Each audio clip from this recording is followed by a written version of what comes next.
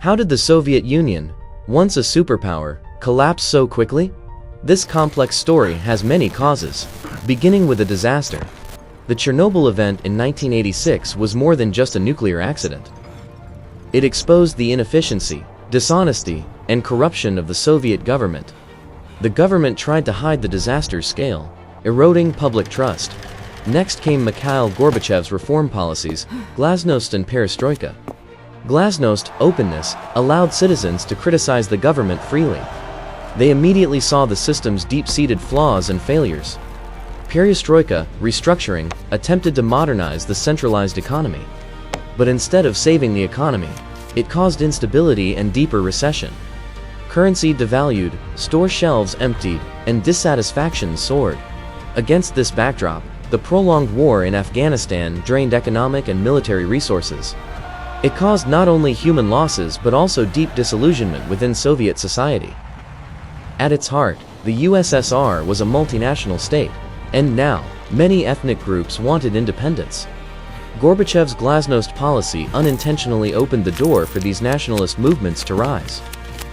Everything climaxed when the Eastern Bloc countries revolted and slipped from Soviet influence in 1989. Gorbachev's decision not to intervene militarily was a clear signal.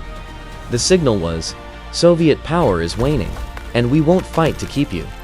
The withdrawal from the nuclear arms race and reduction of military presence further cemented this decline.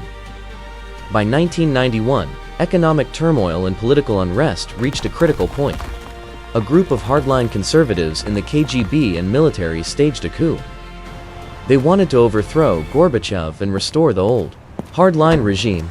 But the coup failed miserably, largely due to public opposition and the defiance of Boris Yeltsin. This event completely undermined the authority of the central government. The republics immediately began declaring independence en masse.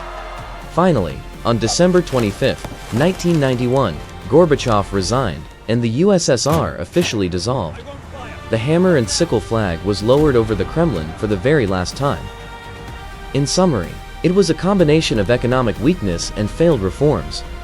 Nationalist movements, triggered by a major disaster and a failed coup. A superpower vanished from the world map in just the blink of an eye in history.